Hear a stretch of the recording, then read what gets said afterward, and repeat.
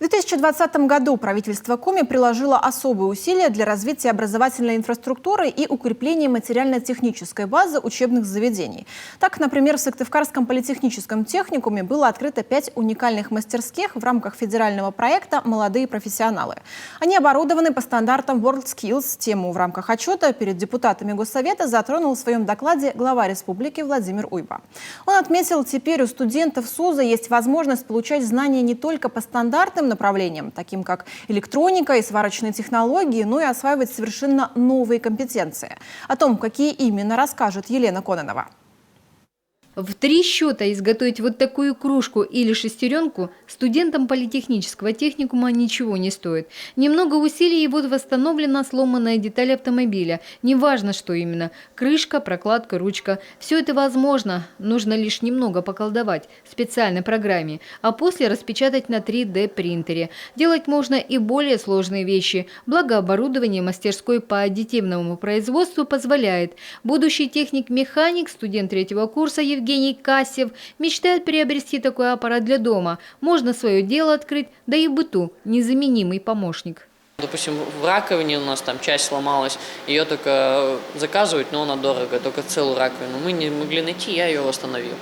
Также мы восстанавливали, вот у нас соседний кабинет, соседняя мастерская, мы восстановили часть держателя ручки. То есть она там пластиковая, тоже сделана на Т-принтере, она в ходе чемпионата была, сломалась. То есть, это использование было такое. Мы ее восстановили и сделали более прочнее, и она вот до сих пор ходит, эта деталь.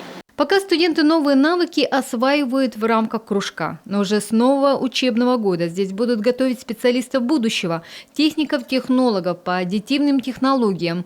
В этом году политехнический техникум объявляет первый набор студентов по этому направлению.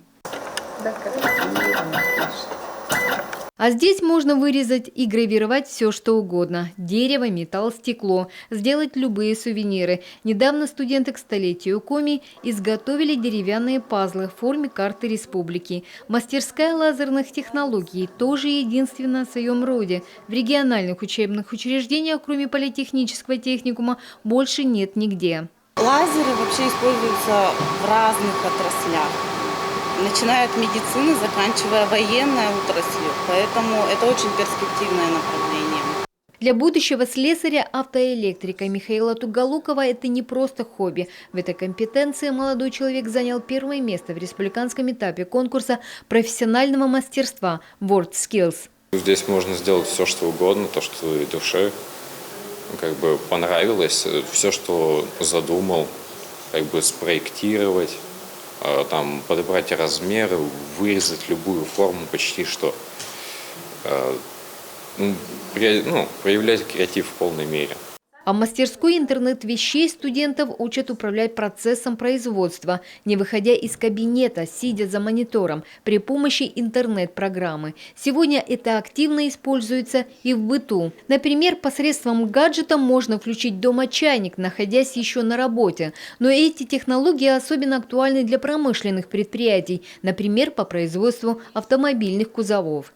Человек просто наблюдает и проверяет правильность выполнения технологических процессов. А в свою очередь манипуляторы уже автономно, без участия человека, могут кузов собрать, сварить и проверить правильность выполнения работы.